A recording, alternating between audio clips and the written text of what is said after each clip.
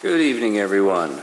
Welcome to the regular board meeting for September 21st, 2020. Please stand for the pledge. I pledge allegiance to the flag of the United States of America and to the republic for which it stands, one nation, under God, indivisible, with liberty and justice for all.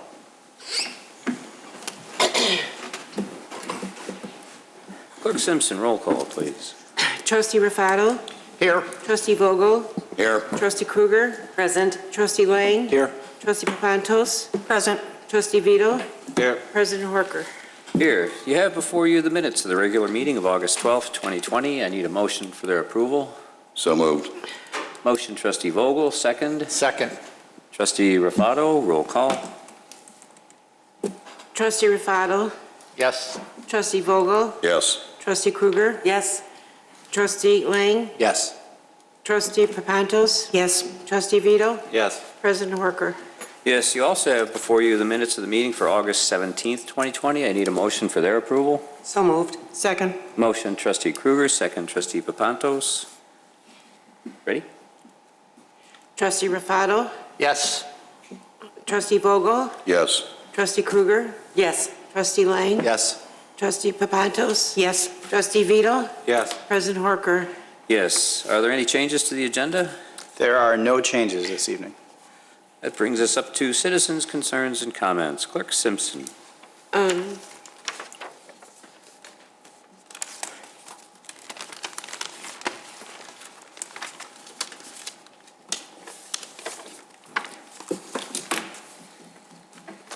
Members of the public may address the board with comments regarding issues relevant to village business. No citizen shall speak for more than 5 minutes without consent of the board.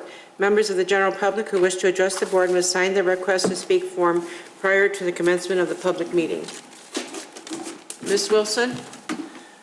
Just as a reminder, this is for citizens to make comments and express their concerns, and for the board to listen. Neither the board nor staff will be answering questions.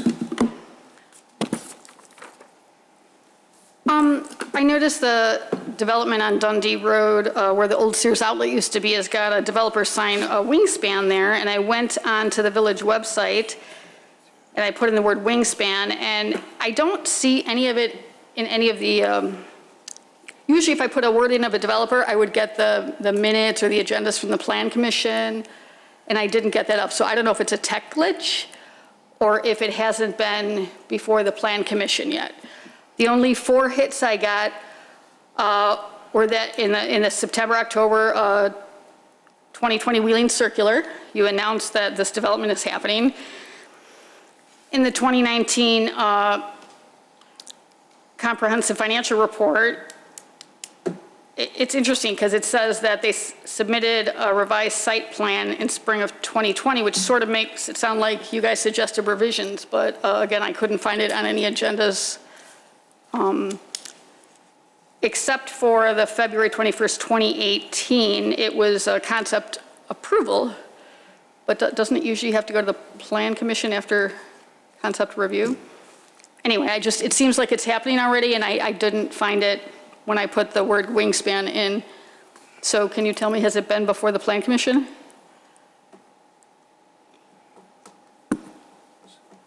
Because usually, as a rule, before any development happens, it usually goes before the Plan Commission. So I hope it's just a tech glitch. I would hate to see that happen without going through the proper avenues.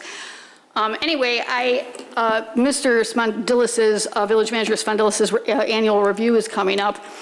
And as you know, I've interviewed many former board members, and the previous village president, after losing the election to our current president, was bemoaning how the last year he had only gotten a call from the manager twice, and he thought they were good friends. And he said that I just am concerned that we're mixing up friendships with business relationships, and he was particularly perturbed because he said that all he had done for you, he had given you the audio recordings of the closed session minutes where the board was talking about your performance, so that you could use that audio recording as a strategy to overcome whatever kind of reviewer you were going to get her to perform better. That was private privileged information. I feel that you're using your personal relationships with board members to exploit the process for your underperformance. As you know, I'm very unhappy that you are rarely here before 10:30 in the morning, often midday or early afternoon. 3 years of swipe-in reports, and your job is to supervise village employees, but you can't do that if you're not here. So I've observed some other friendships on one of his vacation days. He was at a restaurant with Mary Kruger, and if there's a friendship there, I mean, I would not be spending my day off with my boss, on especially vacation days. So I'm worried that he's going to be exploiting a relationship with one of the others of you to get audio recordings of the closed session minutes in order to boost his strategy at getting a better review. So apparently you have a closed session once a year when you discuss his performance, and that is what he has obtained closed session recordings for in the past. So I hope that you go to some lengths to prevent that at this annual review. Thank you very much. Emily Brennan?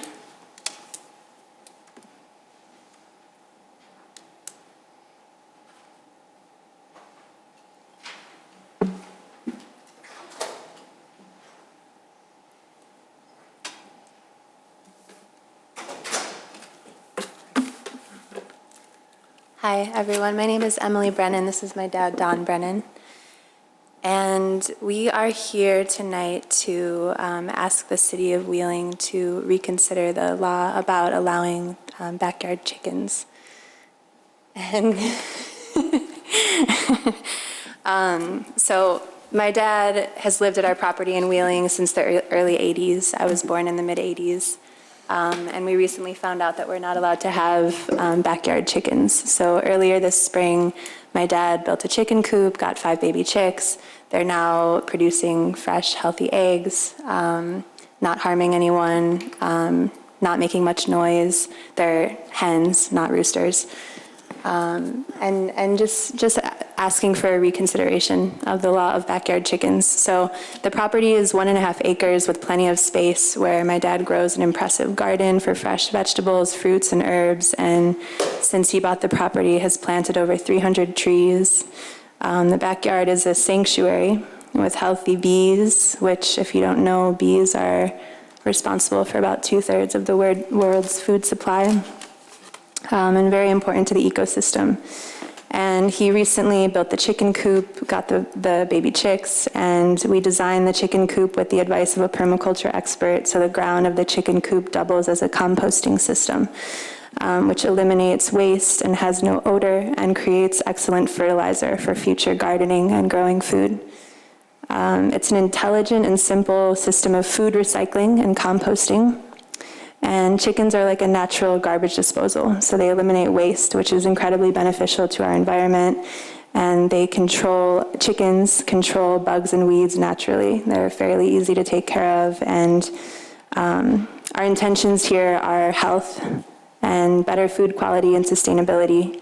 And regenerative agriculture is a key to helping fight climate change, although it's a very small scale in this case. Having animals on the land massively helps to regenerate the health and the productivity of the land and the soil. So in turn, keeping the biodiversity of the soil has a lot of benefits for the animals and the trees and the flowers and everything that are connected to that soil. So we can all kind of play our part in small ways, and the chickens play a little part in this when kept responsibly and intentionally like they are here.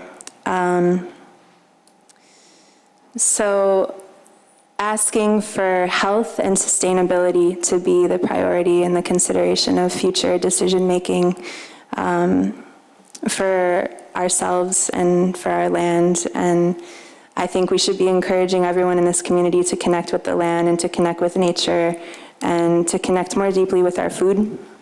Growing and producing our own food should be accessible to us if we have the space for it and are willing to put the energy into creating this lifestyle.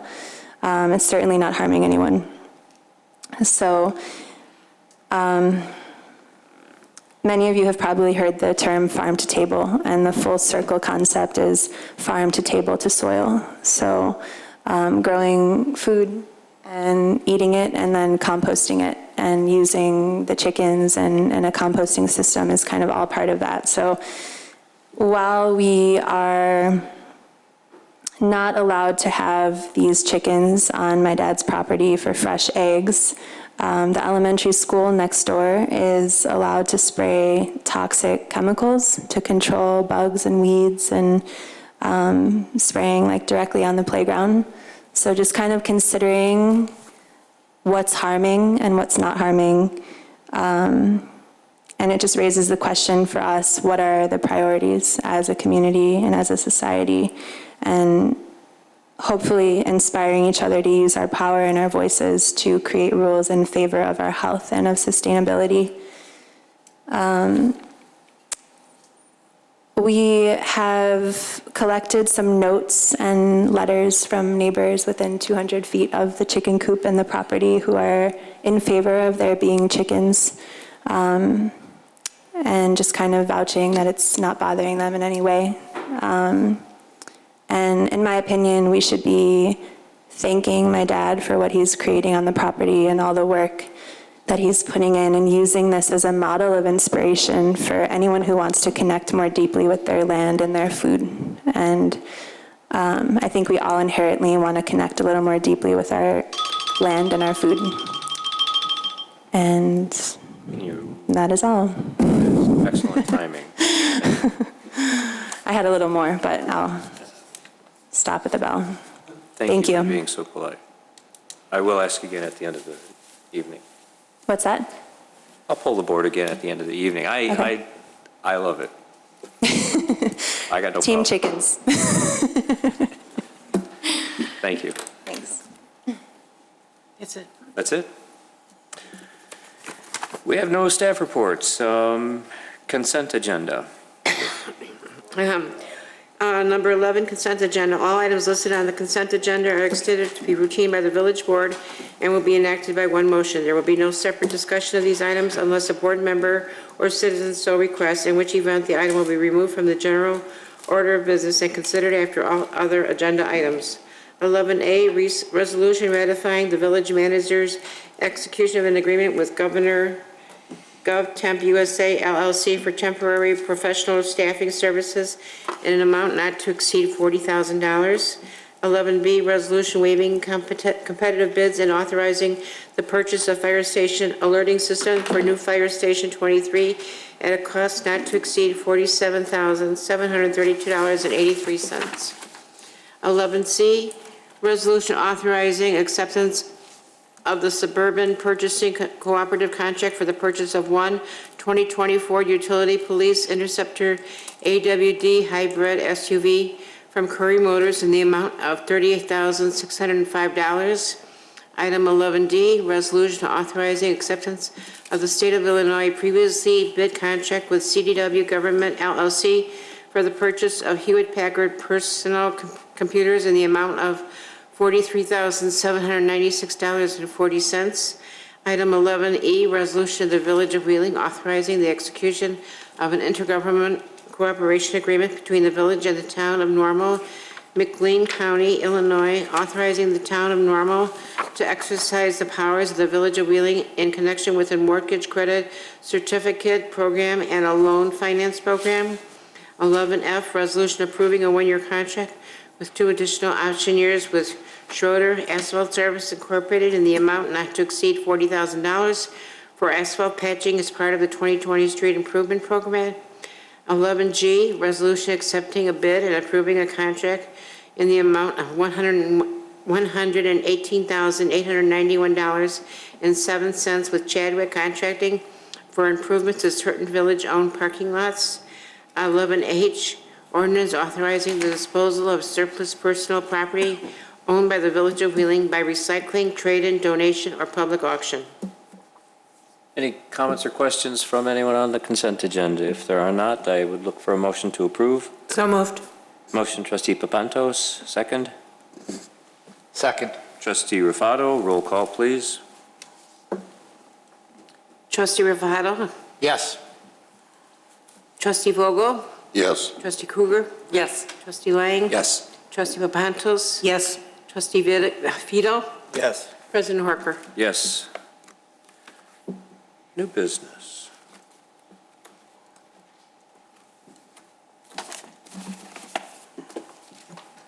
Okay.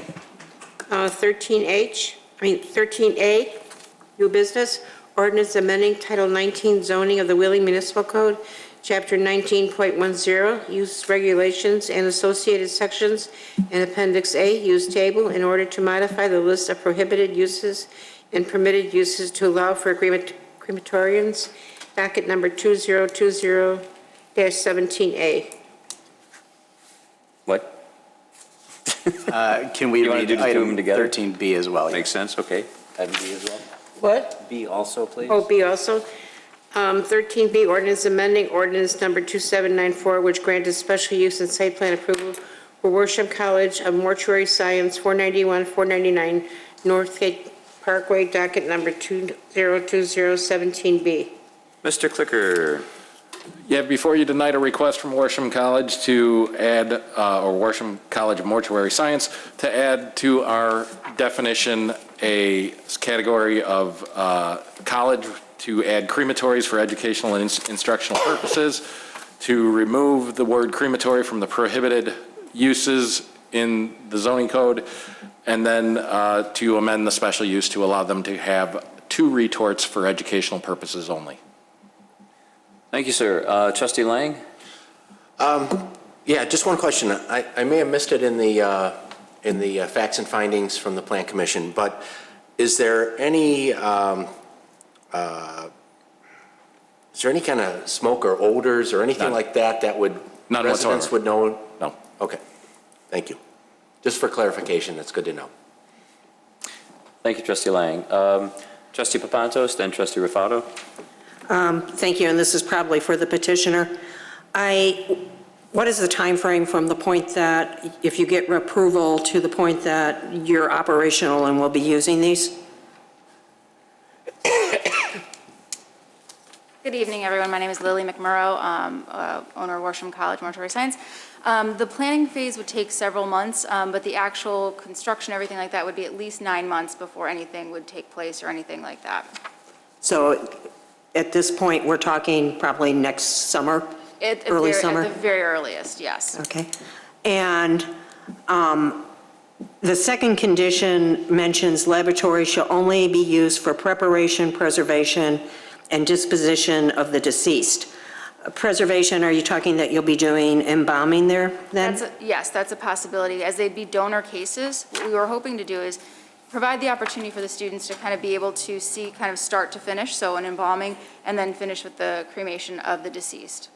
Currently, you don't do embalming, right? That is correct. All of our embalming is currently done at the Cook County Medical Examiner's Office, and that actually will continue. This is not going to be a replacement of that in any way, shape, or form. This is just an addition to, especially as we have more student opportunities, again, for them to see what that process would look like from the preservation piece all the way to disposition piece. And then, does that create biological waste? It would, but there are many, many companies that you work with that take care of that. So you've already... Absolutely, yes. And aside from, and I'm assuming this is what we all know from a crematorium, the burning of the bodies of the deceased, aren't there other forms of cremation that occur, like chemical cremation?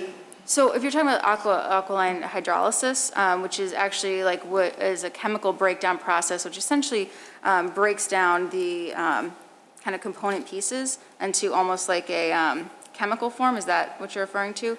I just know a friend went through, well... Yes, alkaline hydrolysis is kind of more of a newer way for disposition. And that, yes, so that is another. Would you be teaching that also? And that's to the point of my question, I guess. We teach it already. So technically right now, we teach all methods of disposition at the college from every type of possibility. Alkaline hydrolysis is one of those possibilities, but that is a separate machine entirely, so it's not something that is kind of anticipated in this discussion at all or anything like that, because it wouldn't be something that you could just add in. like, it's a separate type of machine and a separate type of system completely. Thank you. Thank you, Trustee Papantos. Trustee Rufato? Thank you. In your cover letter, you state, with the practical education classroom, Worsham College can also, in times of crisis, assist the town, county, and state with emergency support. I would assume emergency cremations. That's what we're talking about here? Absolutely, and also just even having the refrigerated units that we would have already in place. Really what that came about is going through this pandemic and COVID-19 and what we've experienced here. I have several funeral directors that I work with out of Detroit, New York City, and I was also on many of the emergency management teams for the Cook County Medical Examiner's Office.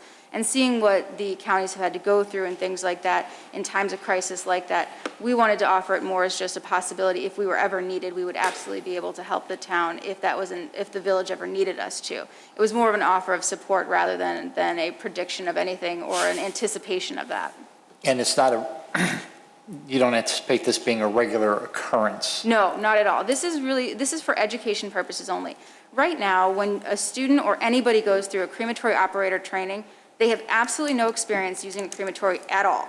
And this is the most selected form of disposition for most families across the country, and that number is only rising. So from my standpoint, as standing here before you and educating that next generation of funeral directors, I want to make sure that they have the best education possible and that they are actually utilizing these machines, actually knowing how they work rather than just reading that from a book. That doesn't exist. In the state of Illinois, there is not a single program that offers anything like that. So being able to offer that to our students not only serves a purpose for our students in their education, but also for the families that they're serving. So we really look at this as intermittent use, and I put that in because we're thinking maybe a couple times a year. Like, this is not something where it would be a continuous operation or anything like that. But right now, we run that class about 3 times a year, so that would be, we would put that in as part of the class, as part of the classroom experience with that. Okay. All right, great. Thank you very much. You're welcome. That's awesome. Thank you, Trustee Rufato. There are no other questions. Need a motion to approve. Number A. Pardon? Oh, we're A. going to do one at a time. Motion to approve A, the language, and then we'll do B. So moved. Trustee Second. Rufato, second Trustee Papantos. Roll call, please. Thank you for asking, Clerk Simpson. Trustee Rufato? Yes. Trustee Vogel? Yes. Trustee Krueger? Yes. Trustee Lang? Yes? Trustee Papantos? Yes. Trustee Vito? Yes. President Horker? Yes, and then B specifically for the school to be allowed for the retorts for educational purposes. So moved. Second. Trustee Lang, second for Trustee Krueger. And roll call. Trustee Rufato? Yes. Trustee Vogel? Yes. Trustee Krueger? Yes. Trustee Lang? Yes? Trustee Papantos? Yes. Trustee Vito? Yes. President Horker? Yes, congratulations. Thank Good you luck. very much. Thank you. Item C. Item C, ordinance granting of a variation from Title 19 zoning to permit a 6-foot-tall opaque fence within the front yard setback area at 555 Cherrywood Drive, docket number 2020-18. Mr. Clicker. Yeah, before you, a request for a fence that is technically in a fence yard according to zoning, front yard according to zoning, but when you look at the plat of survey and the neighboring properties, you see that this is actually a rear-to-rear yard situation where the definition of front yard is what is impeding the placement of this fence. Plan Commission did recommend this unanimously for approval. Any questions from the board? Any concerns? Motion. So moved. Motion to approve, Trustee Lang, second. Second. Trustee Papantos, roll call, please. I need my glasses. Okay, Trustee Rufato? Yes. Trustee Vogel? Yes. Trustee Krueger? Yes. Trustee Lang? Yes? Trustee Papantos? Yes. Trustee Vito? Yes. President Horker? Yes. Thank you. President Hork, I'd just like to add that since this is the second of these such requests. Third. Second of 3. Director Clicker and I had a conversation about looking at our fence ordinances and Maybe redefining making some front yard? suggestions and coming back to the board. So that work is happening. Excellent. Thank you. Item D. Yes, please. Okay, ordinance granting variation from Title 21 signs of the Wheeling Municipal Code to allow for an increase in the permitted wall sign area for Arctic Spoon located at 371 West Dundee Road, docket number 2020, 19A and B. You could just knock on the glass if you wanted to say. Mr. Clicker, what do we have here? Yeah, before you, the sign package for Arctic Spoon. This is signs are very similar in nature to all the other signs that have already been approved for Town Center and were unanimously approved. Thanks. Recommended for approval. Questions from the board? Comments from the board? No questions or comments? So moved. Motion from trustee Lang, second. Second. Trustee Rufato, roll call, please. Trustee Rufato? Yes. Trustee Vogel? Yes. Trustee Krueger? Yes. Trustee Lang? Yes. Trustee Papantos? Yes. Trustee Vito? Yes. President Horker? Yes. Good luck. Trustee, E and F together, please. E, ordinance granting variation to reduce the required building setbacks for a new airplane hangar at 951 South Wolf Road, Atlantic Aviation, docket number 2020-12A and B. And F? Should I read F2? Yes, please. Ordinance granting major site plan and appearance approval for a new airplane hangar and related site plan improvement at 951 South Wolf Road, Atlantic Aviation, docket number PC 20-6. Mr. Clicker, You have before you a request for Atlantic Aviation to build a new hangar out at Chicago Executive Airport, and with the site plan approval as well. Both of these matters were approved unanimously by the Plan Commission. questions from the board? Trustee Papantos? What is the time frame from the point that you get approval to the point of, are these fairly quick to build out? Good evening. I'm Mike Kurgan with Atlantic Aviation. Thank you for having us today. In terms of the time frame, it would be Atlantic's wish to begin immediately. Certainly, permitting would be first and foremost in terms of construction timeline. Yes, I'm Warren Sile with Morgan Harbor Construction. There is the next step and the last step in doing the engineering, the design of the building and things that would have to get submitted for permitting. But we're expected to start on that soon. Will you have entrance off of Wolf? Do you need IDOT permission for anything, or are you using the current curb cuts? The roads are there. It's our understanding those are wheeling roads at that point, from what engineering has told us. At Wolf on that section, Yes, yeah? I believe the answer would be no in that case. Okay, that makes it go a little faster, I think. Correct. That's it. Thank you, Trustee Papantos.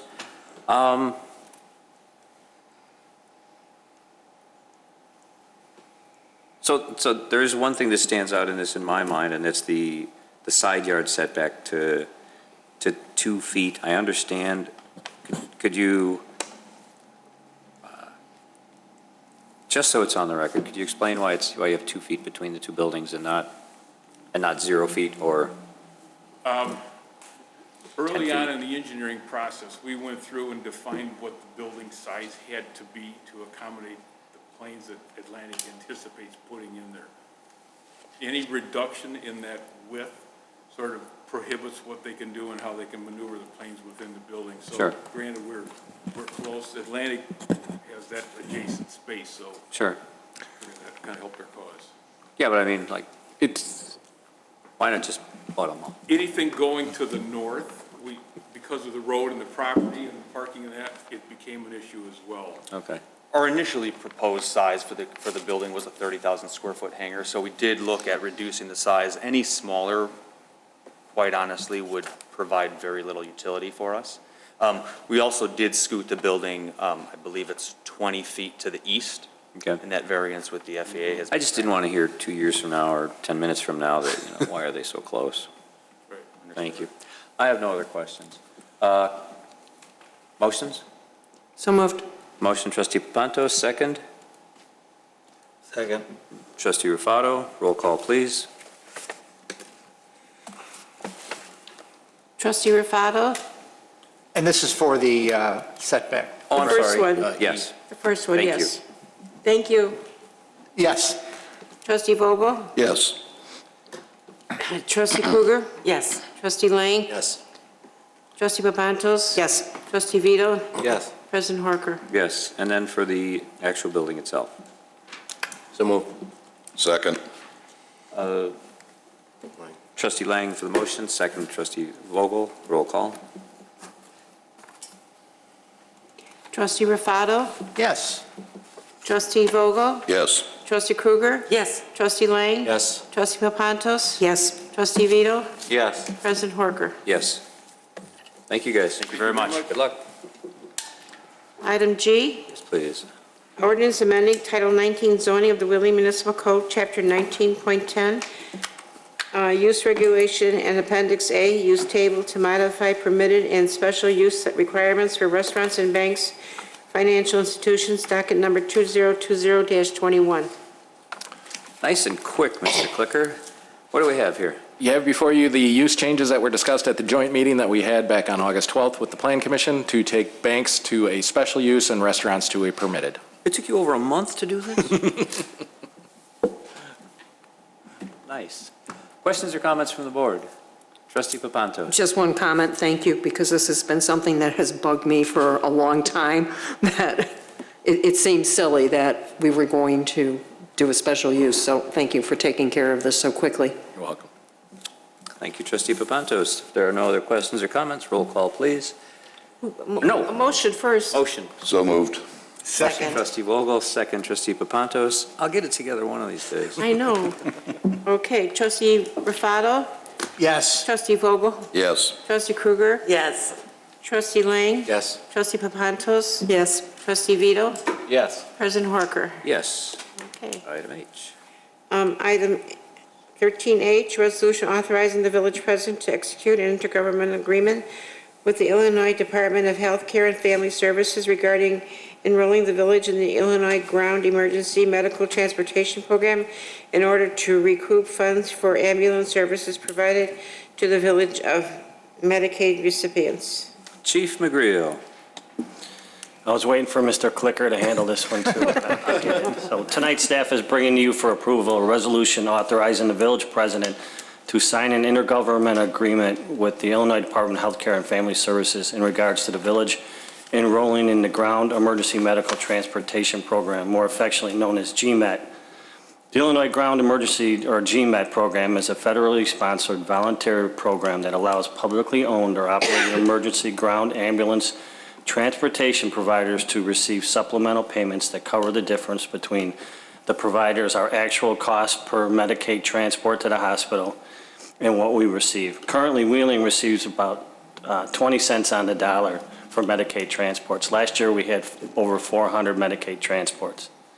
I just want to be really clear, too, that we are not requesting to adjust our ambulance transport fees or our current collection policies at this time.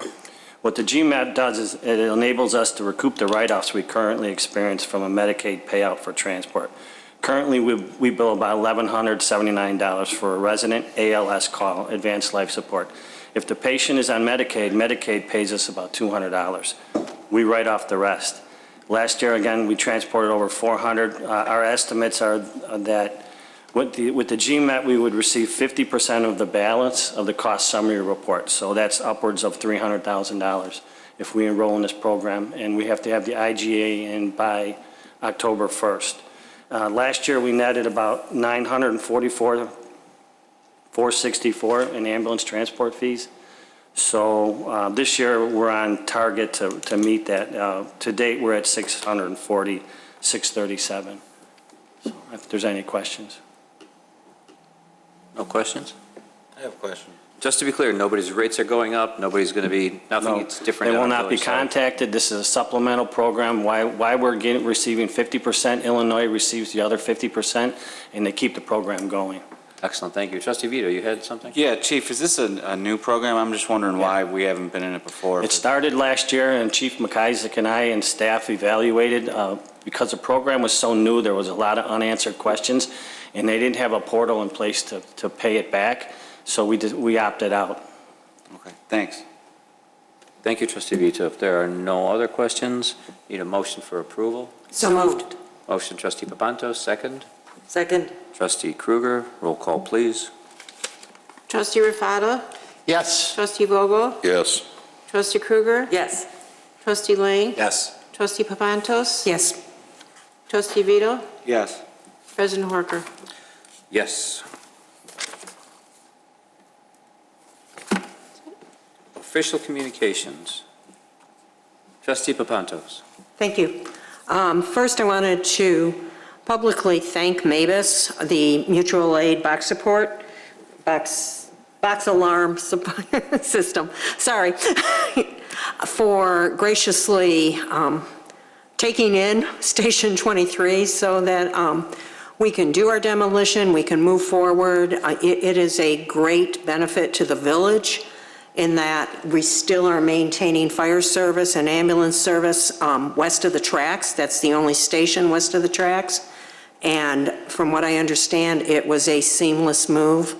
And hopefully the guys are comfortable and setting up there. So I wanted to thank them publicly and make sure that it's on the record, that we acknowledge it. And also at our joint meeting with CEA last week, it was mentioned to take a look at the IGA and start looking to see what should be in there, perhaps no extension of runway, which was in there in the past, and whether or not, what we need to do to go forward with that suggestion. The question about that is? Can we direct staff to start looking at it and at least tell us what to do? I just wanted to ask. Okay.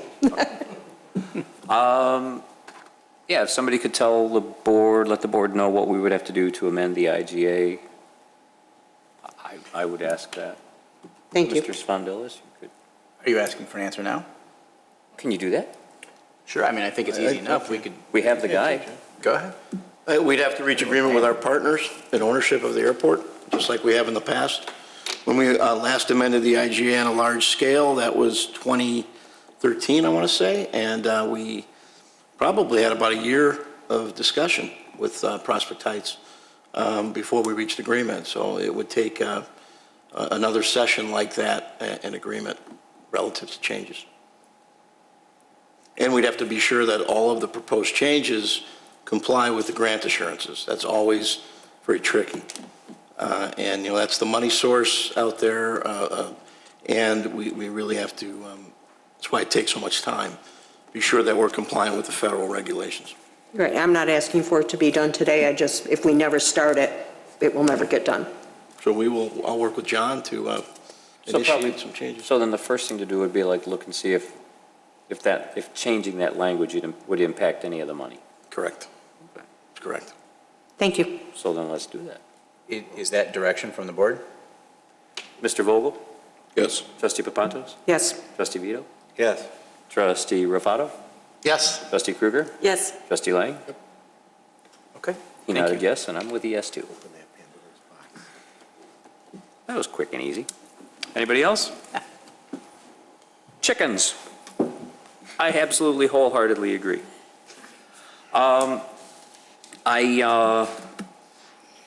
We have the entirely same board. I would poll the board, but I'm expecting the exact same answer. There is a lady you might consider calling or emailing. Her name is Holly Kim. She happens to be the treasurer of Lake County. Chickens are the issue that got her involved in politics.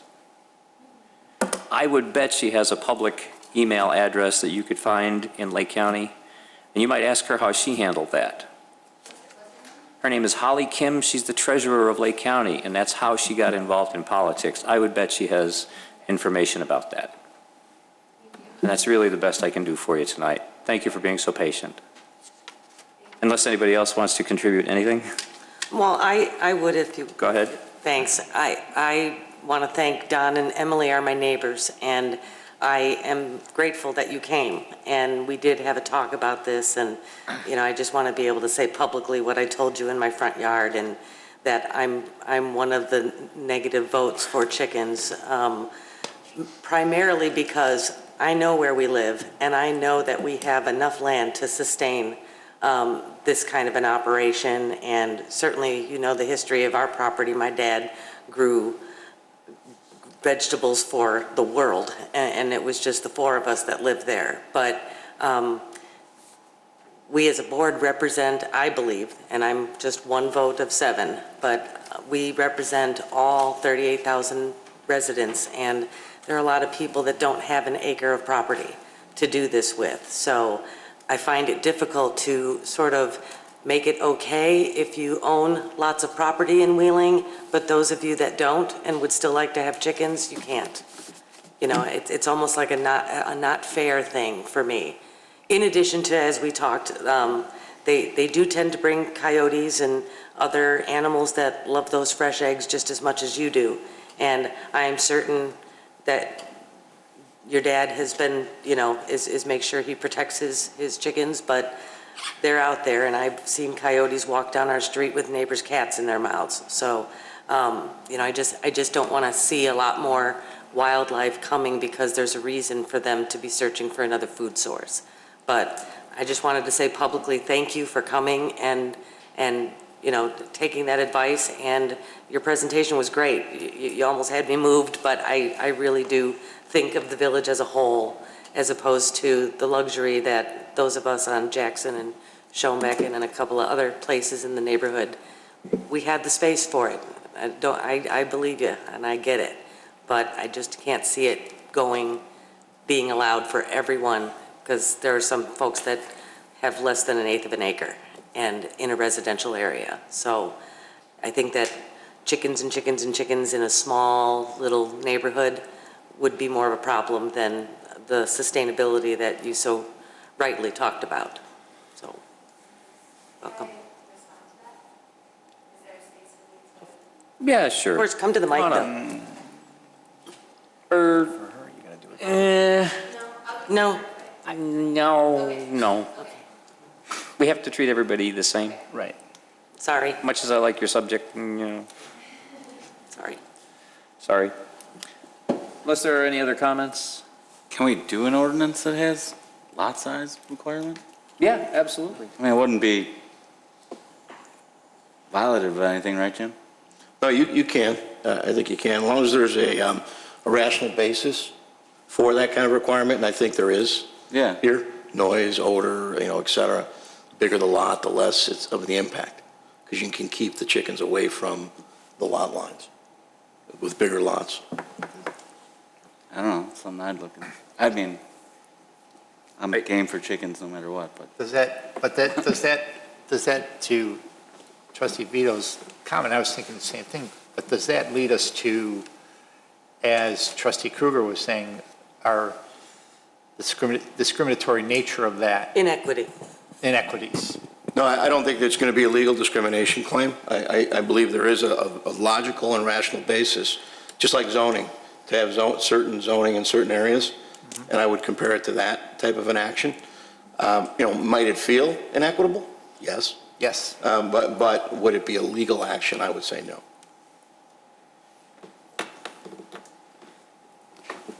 I mean, we do regulate setbacks and building sizes relative to lot size already. I think it's the same category.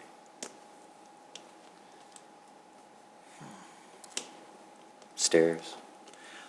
Any other comments or questions? Call the Holly.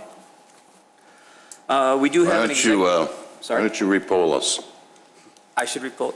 Yes. I would be happy to. Trustee Vogel, how do you feel about a chicken ordinance? Let's try it. Trustee Papantos? No. Trustee Vito? Yes. Trustee Lang? No. Trustee Kruger? No. Trustee Rufato? Yes. I'm a yes also. Just to be clear, what did I just get direction on? I'm not sure. Let's go this again. With limitations. It would be to look at the ordinance, right? Could we structure an ordinance permitting chickens with lot limitation? Certain lot size size limitation? We certainly can. What are you thinking? One acre, or would you like some options? We can give you some options based on how many properties we have at each lot size. And also, I would bet those criteria are outlined in other municipalities too. I would like to see those. Sure. Thank you, Trustee Vogel. Yes, Trustee I would Vogel. also like a limit on the number. Yes. Okay. Well, I would limit it, I would tie it directly to like a lot size. Right. Evanston has a ordinance, I believe. Are you yes, Trustee Vogel? Yes. Yes, okay. What, I'm sorry. Did you not keep track? Huh? Did you not keep No, track? I've got it. Okay, go ahead again. Are we doing it again? Yeah, no, we're not Okay. doing it again. All right, go ahead. Okay. Do you I got guys it. have any idea what you're doing? I do. Excellent. Okay. Tell me later. No, I think it's good. Thank you. So are you doing it again with the lot size? No? No. Okay, okay, It's okay, we're we're good. done, we're done? Yeah, Okay, good. yeah. Would there We're be- ahead, we're stopping arguing. Okay. Just as do we have to bring licensing into that? Would somebody that owns chickens have to have some type of license, or is it just? You don't have to. You can certainly have registration requirements, just so you have a handle on what chickens are out there. It just depends on how involved you want to be. I think you might want to know Right. what's out there and who has them. So I think a registration requirement might work. Well, that way they Why can don't we come just in and chip keep the rules, chickens too. so that when they're walking down the road, we know whose chicken is lost? Usually they won't be out for more than one day. Chicken tag. Yeah, well, that's the problem. It depends where you stand. Anybody up for goats? I like A goats. goat? Let's not push it. All right, We'll do goats next week. fine. Swine, cows, yeah, let's just bring them all in. There was a time when this community. Are we done? Yes. My right, my left, thank you all. We do have, wait, we have to pay the bills. You have before you the bills for August 13th through September 16th, 2020. I need a motion for their approval. So moved. Motion trustee Papantos, second. Second, Trustee Kruger, roll call, please. Trustee Ravato? Yes. Trustee Vogel? Yes. Trustee Kruger? yes. Trustee Lang? Yes. Trustee Papantos? Yes. Trustee Vito? Yes. President Horker? Yes. And now, thank you for coming. And now, we have an executive session this evening for the purposes of the appointment, employment, compensation, discipline, performance, or dismissal of a specific employee or employees of the Village of Wheeling. And as such, we need a motion to recess into executive session and adjourn the regular meeting. So moved.